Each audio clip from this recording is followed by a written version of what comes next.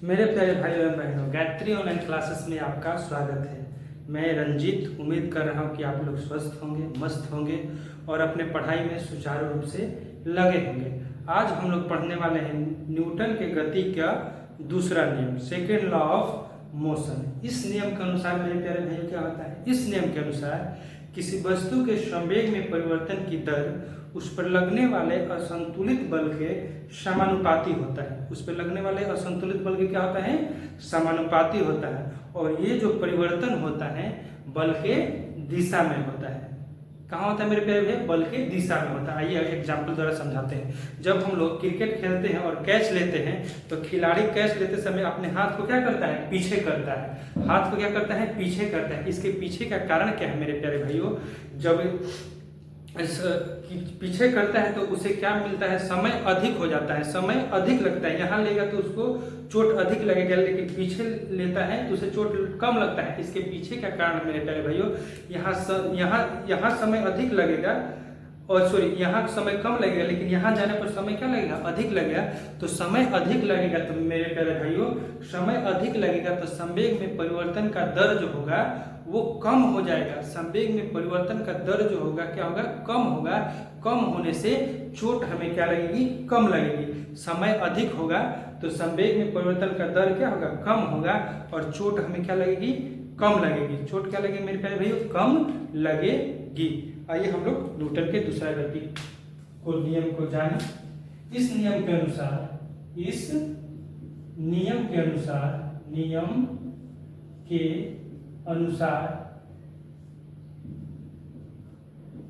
किसी वस्तु के संवेग में परिवर्तन की दर, किसी वस्तु के संवेग में परिवर्तन की दर उस पर लगने वाले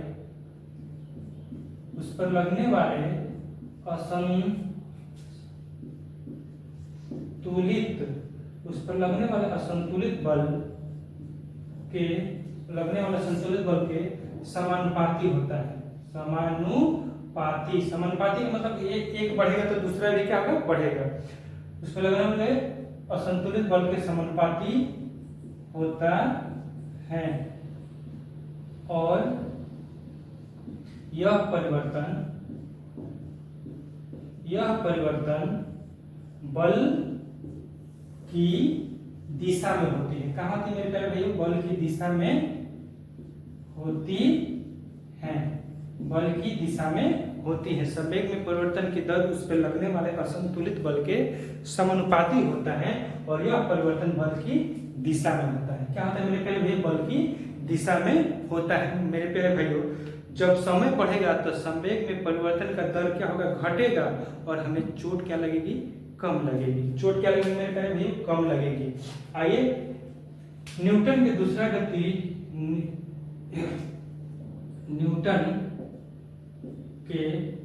न्यूटन का दूसरा चाहे द्वितीय गति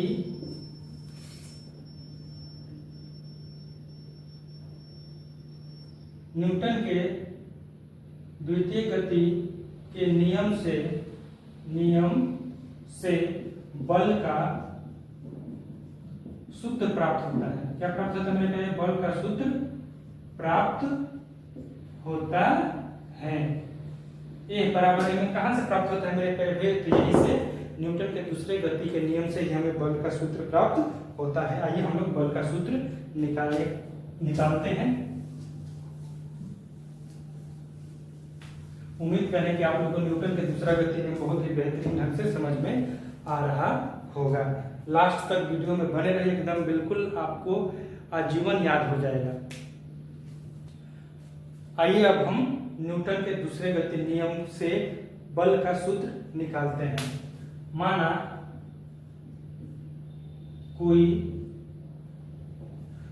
किसी वस्तु का द्रव्यमान m है तथा उसका प्रारंभिक वेग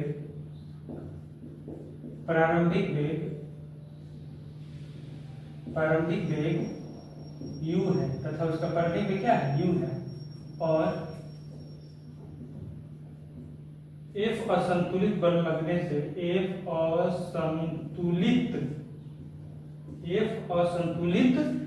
असंतुलित बल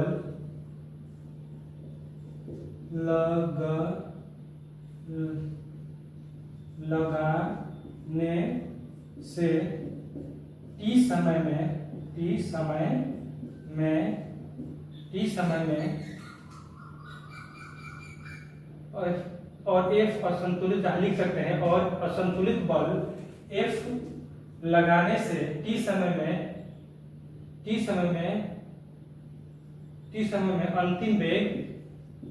अंतिम वेग v हो जाता है। क्या हो जाता है मेरे प्यारे भैया? अंतिम वेग क्या हो जाता है? v हो जाता है। अंतिम वेग क्या हो जाता है? v हो जाता है। तो अब हम क्या लिखेंगे? वस्तु का प्रारंभिक संवेग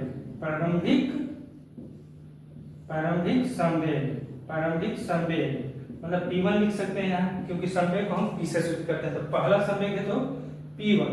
संवेग बराबर क्या होता है मेरे पे? द्रव्यमान गुणे वेग। तो वस्तु का द्रव्यमान क्या है? m, और प्रारंभिक है तो प्रारंभिक वेग कितना है तथा प्रारंभिक वेग क्या है? u। तो वस्तु का प्रारंभिक संवेग क्या हो जाएगा? mu। वस्तु का अंतिम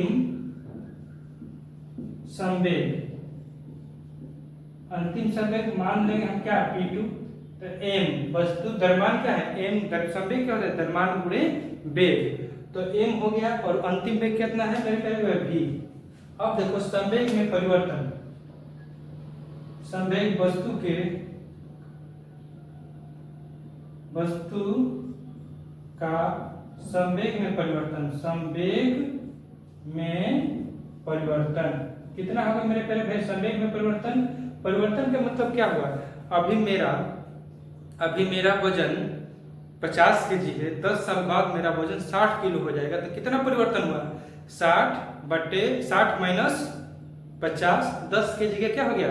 परिवर्तन हो गया। मान लीजिए कि अभी जो मेरा वजन है 50 kg है, और 10 साल बाद 10 वर्ष बाद कितना हो गया मेरे प्यारे? 60 kg हो गए। तो परिवर्तन कितना हो गया? बड़का माइनस छोटा, मतलब 60 में से 50 गिनेंगे कितना होगा? 10। उसी प्रकार से अंतिम संवेग माइनस प्रारंभिक संवेग, mv माइनस mu, ये हो गया संवेग में वस्तु का संवेग में परिवर्तन का दर। वस्तु का संवेग में परिवर्तन का दर क्या होता है मेरे प्यारे भाई? दर का मतलब होता है बट्टा में समय। दर का मतलब क्या हो गया? जहां भी आप दर देखिएगा बट्टा में क्या लगेगा? समय, t।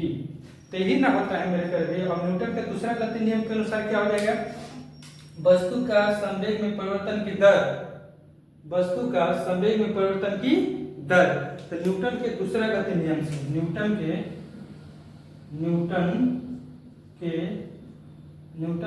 न्यूटन का द्वितीय गति के नियम से, न्यूटन के दूसरा गति के नियम से क्या होता है? किसी वस्तु के संवेग में परिवर्तन की दर उस पर लगने वाले असंतुलित बल के क्या होता है? समानुपाती होता है। मतलब ये जो होता है बल के क्या होता है? समानुपाती होता है। मतलब F बराबर इतना बटा इतना, मतलब mv माइनस mu बटा में समय। आइए हम लोग अब करते हैं न्यूटन के दूसरा गति के नियम से। क्या हो जाएगा मेरे प्यारे भाइयों? न्यूटन के दूसरा गति के नियम से क्या होता है मेरे प्यारे भाई? बताइए कि वस्तु के संवेग में परिवर्तन की दर उस पर लगने वाला संतुलित बल की क्या होता है? समानुपाती होता है। मतलब F बराबर समानुपाती mv माइनस mu बटा में समय। बटा में क्या हो जाएगा मेरे प्यारे भाई? समय। बटा में क्या हो जाएगा? समय। यही ना कह रहा है कि न्यूटन के दूसरे गति नियम क्या बताता है? किसी वस्तु के संवेग में परिवर्तन की दर उस पर लगने वाले असंतुलित बल की क्या होता है? समानुपाती होता है। अब देखो मेरे प्यारे भाई, यहाँ से हल करेंगे, ये हो जाएगा, ये समानुपाती का चिन्ह है। जब यहाँ से m कॉमन लेंगे तो क्या हो जाएगा मेरे प्यारे? v माइनस u बटा में क्या हो जाएगा? t हो जाएगा। बटा में क्या हो जाएगा मेरे प्यारे भाइयों? t हो जाएगा। न्यूटन के दूसरे गति नियम से हम चल रहे हैं। अब देखिए मेरे प्यारे भाइयों, अब क्या होगा, मेरे प्यारे भाइयों, यहाँ से हल करेंगे तो ए बराबर क्या हो जाएगा, यहाँ देखिए मेरे प्यारे भाइयों, ए बराबर क्या होता है v minus you by T, क्योंकि यहाँ लिख सकते हैं। अब देखिए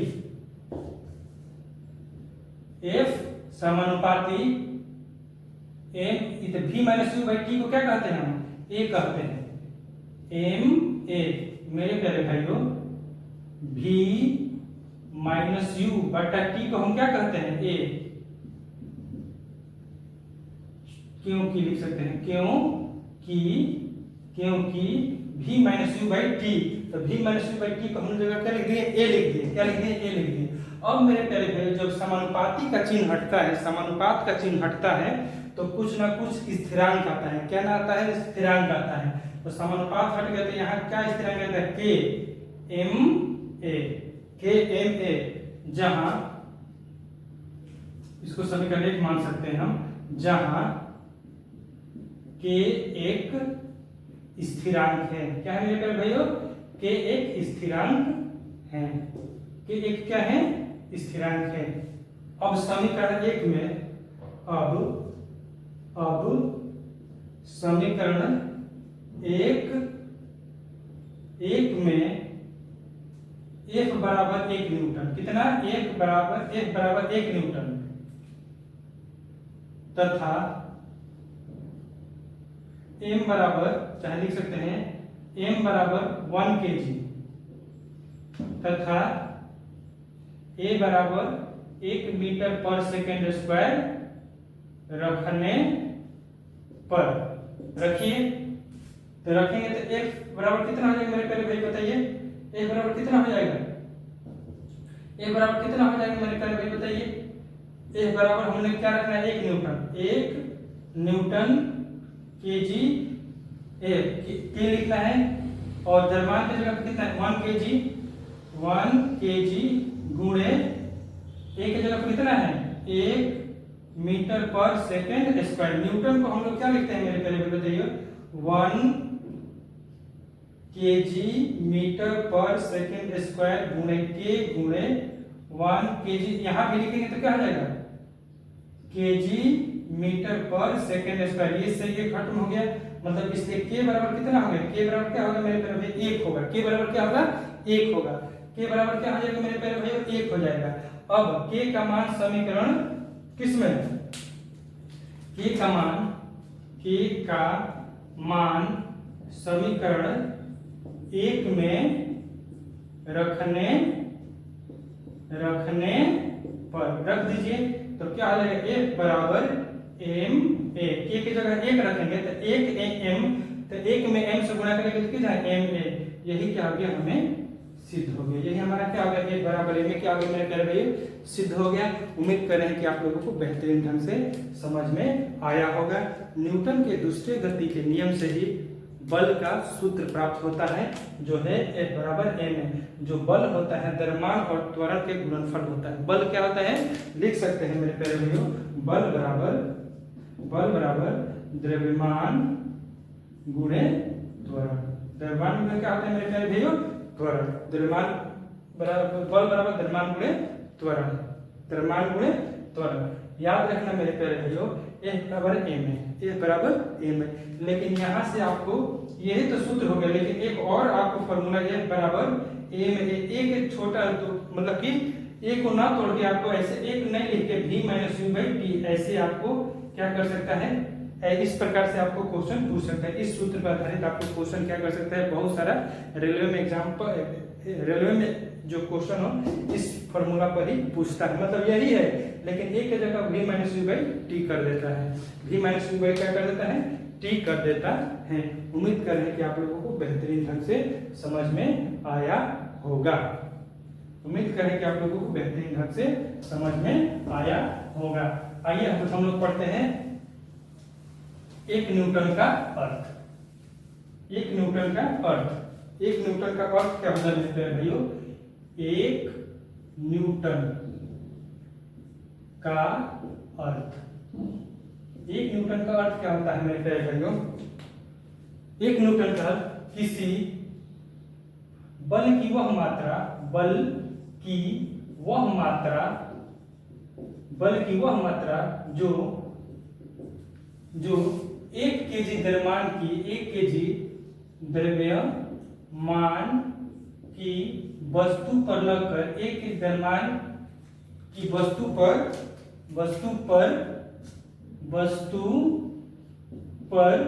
लग कर उसमें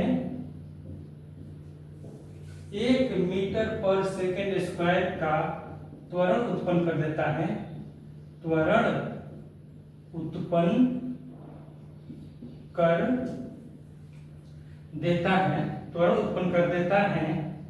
क्या कर देता है मेरे प्यारे भैया? 1 kg द्रव्यमान की वस्तु पर लगकर उस पर 1 मीटर पर सेकेंड स्क्वायर का त्वरण उत्पन्न, लगकर उसमें 1 मीटर पर सेकेंड स्क्वायर का त्वरण उत्पन्न कर देता है, तो बल का वह मात्रा 1 न्यूटन,